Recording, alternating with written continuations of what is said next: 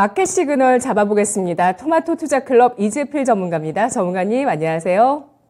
네, 안녕하십니까? 네, 코스피는 2420에서 2500선 사이 중간의 움직임 나타내고 있고요. 코스닥은 어제 강보합에서 장 후반에 탄력을 좀 끌어올렸는데요. 시장이 보내고 있는 시그널은 뭘까요?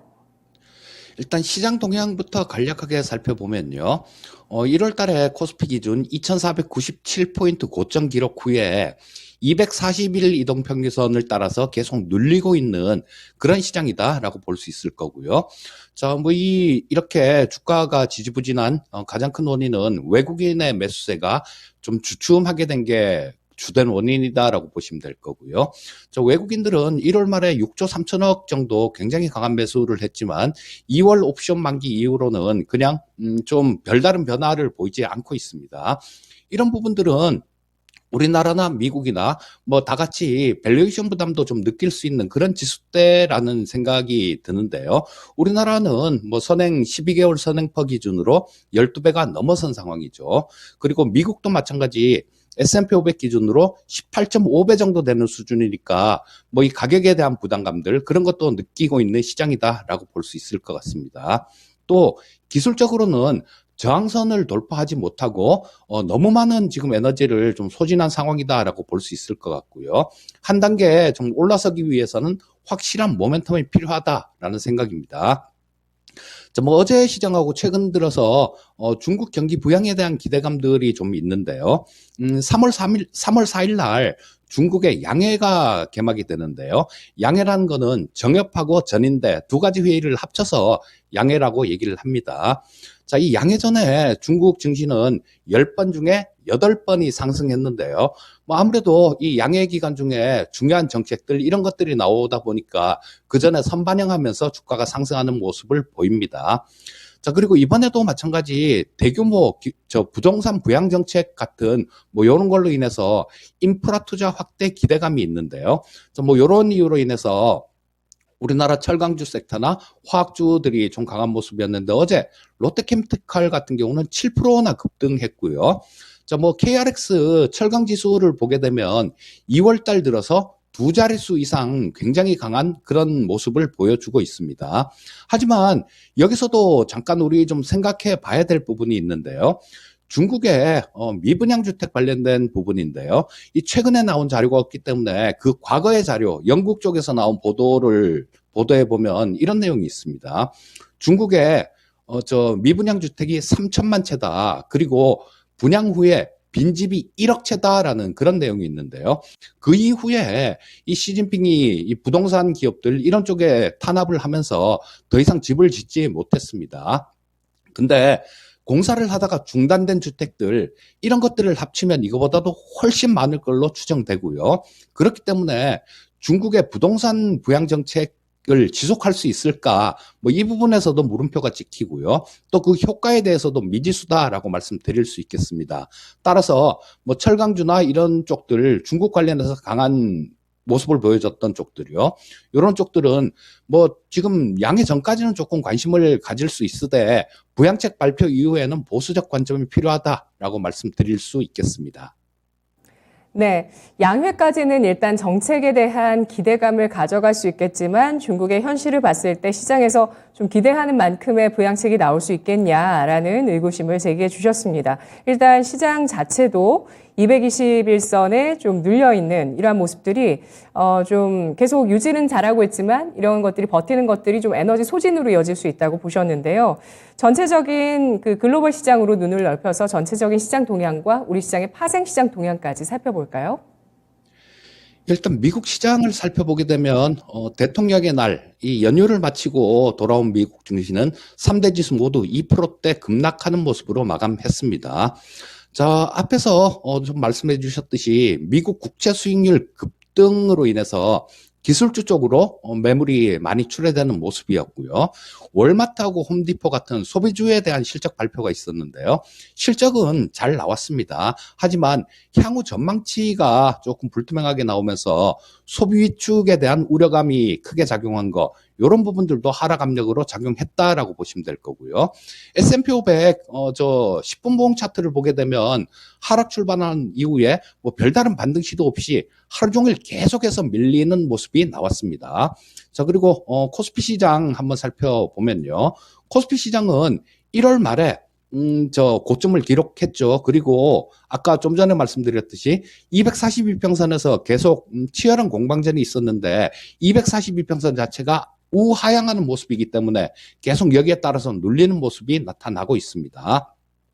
그리고 지난주부터는 21 이평선 올라오고 있는 빨간 이평선 굉장히 강하게 올라오죠. 이 22평선하고 242평선 사이에 답답하게 좀 끼어 있는 모습이 나타났는데요. 자, 시장이 크게 하락하지 않은 거는 좀 이 22평선이 워낙 강한 추세로 이렇게 올라오고 있기 때문에 거기에 대한 지지력 때문이었습니다. 자, 하지만 제가 지난주에도 좀 이번 주가 굉장히 중요한 주입니다라는 말씀을 드렸는데요. 내일부터는 이 21 이평선이 횡보 혹은 하락 전환하는 그런 국면으로 진입하게 됩니다. 그래서 21 이동평균선과 60일 이평선 사이에 새로운 박스권으로 진입할 가능성이 높다라는 생각이고요. 코스닥 시장 한번 살펴보면 코스닥 시장은 어제 241 이평선을 상향 돌파하는 모습이었습니다. 시가총액 상위 종목인 2차전지 소재 섹터가 뭐 이 242평선 돌파에 1등 공신이다라고도 볼 수 있을 것 같은데요. 자, 지금 현재 코스닥 시장의 현재 모습은 1월 말에 코스피 시장이 242평선을 잠깐 돌파했다가 밀린 모습이 있었는데 그때하고 비슷한 국면이다라는 판단입니다. 따라서 이 코스피 시장의 강세 없이 코스닥 시장이 저 혼자 강한 디커플링 현상은 더 이상 지속되기 어려울 거다라는 판단이고요. 선물시장 한번 살펴보겠습니다. 자, 선물시장에서 외국인은 어제까지 이틀 연속 순 매도하는 모습이었습니다. 자, 최근 들어서 이 외국인들은 선물시장에서 단기 매매로만 대응하고 있는 상황인데요.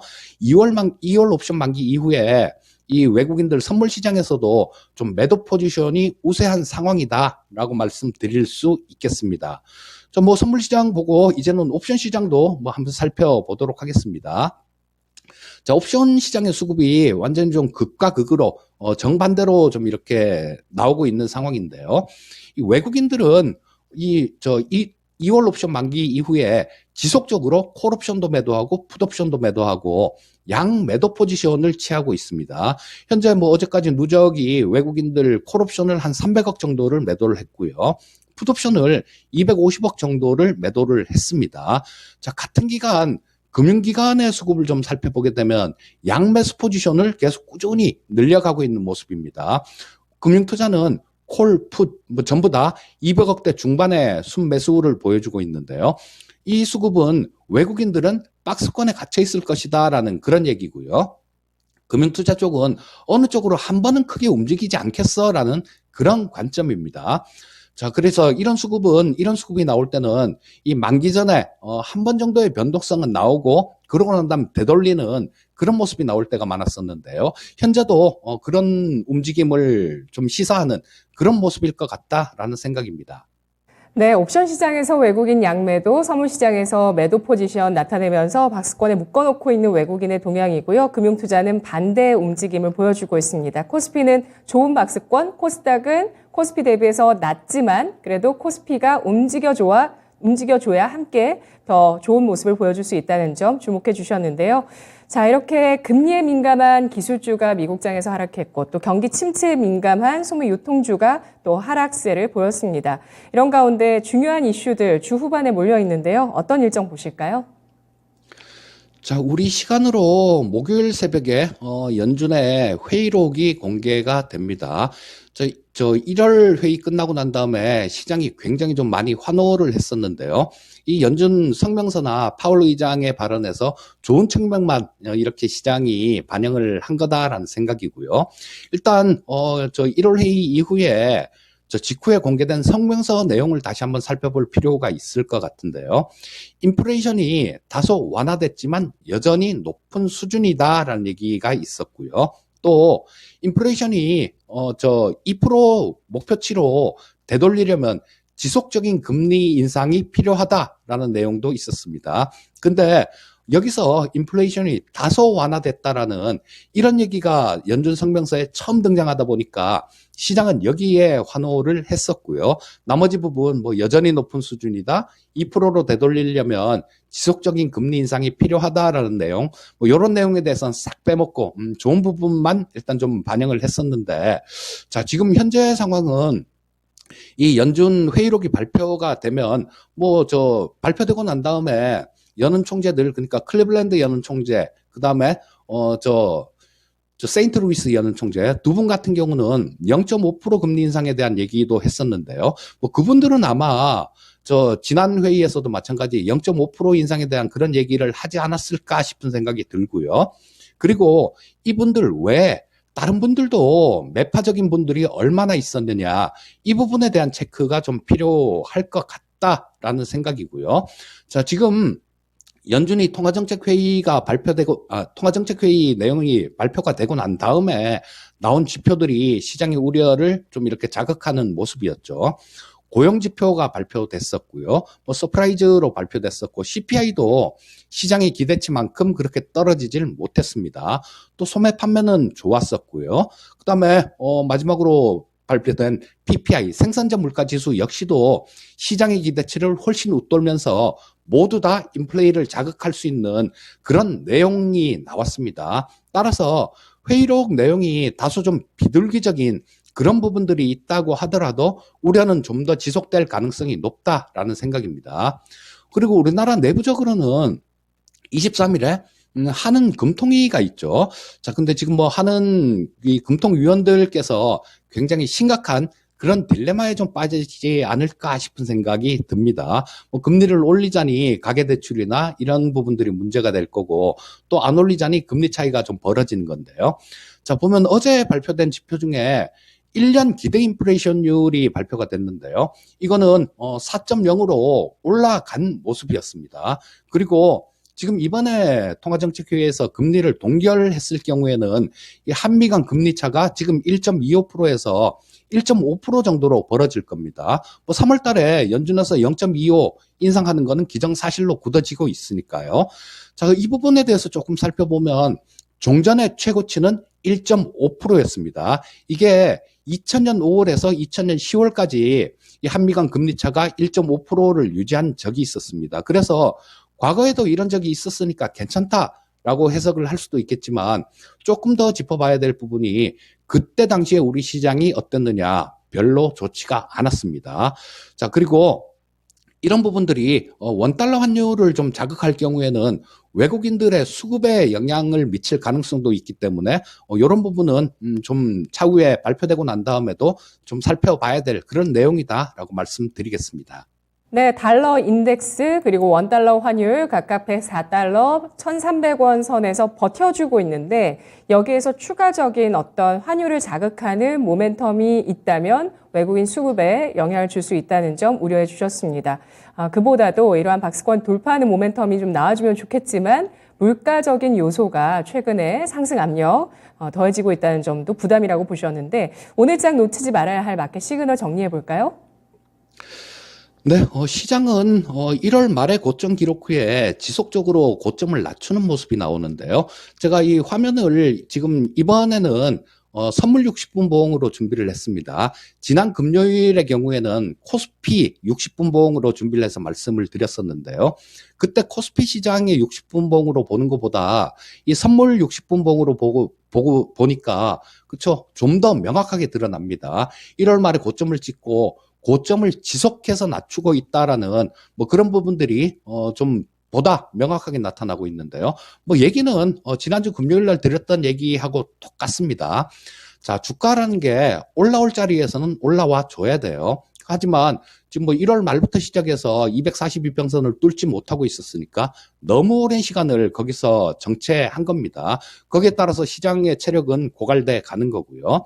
자, 주가라는 게 올라올 자리에서 못 올라오면 조정받는 게 시장의 속성입니다.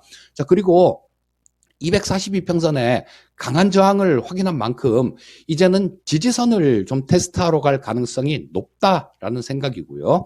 자, 조정 시에 60일 이동평균선이 일단은 1차 지지선으로 작용할 가능성이 높을 거고요. 현재 60일 이동평균선은 2,400포인트 근처 정도, 정확히 말씀드리면 2,391포인트에 위치하고 있습니다. 그리고 뭐 2월 중순 이후로 이 시간을 통해서는 계속해서 뭐 현금 좀 만들어 두십시오. 뭐 그다음 시장을 조금 보수적으로 볼 필요 있겠습니다. 저 선물 시장, 파생 시장에서도 외국인들 수급은 조금 뭐 시장에 좋지 않은 뭐 그런 상황입니다라는 얘기를 지속적으로 말씀드렸는데요. 자, 뭐 이 시간을 보고 뭐 잘 따라오신 분들이라면 현금이 어느 정도 뭐 보유하고 계실 걸로 생각이 되고요. 자, 뭐 현금을 보유하고 계신 분들이라면 현금을 좀 그대로 보유한 채 60일 이동평균선에 지지가 나오는지 그거를 확인한 후에 매매를 해도 늦지 않으니까 일단 관망 전략을 말씀드리겠습니다. 현금화 할 때는 종목별로 두 자릿수 정도 수익률이 나면 빨리빨리 현금화 하는 게 좋겠다는 말씀이실까요? 아니요, 그런 얘기가 아니라 종목별로 계좌별로 다 틀린 그 부분들을 갖고 계실 겁니다. 그래서 지금 오늘 아침에는 뭐 갭으로 떨어져 나올 것 같으니까 먼저 사전에 대응을 했어야 되고 그 부분에 대해서 계속 좀 말씀을 드렸던 부분들이고요. 현재 뭐 주식을 100%다 보유하고 계신 분들이라면 보유한 채 62평선 지지가 되는지 그 부분을 확인해 봐야 될 거고요. 잘 따라오신 분들의 경우 아마 현금을 보유하고 계실 테니까 그분들 같은 경우는 현금 보유한 채 관망하는 전략이다라는 얘기입니다. 네, 알겠습니다. 분석 고맙습니다. 예, 감사합니다. 네, 잘 들었습니다. 코스피 2400선의 지지력 테스트 예상하고 있습니다. 마켓 시그널이었습니다.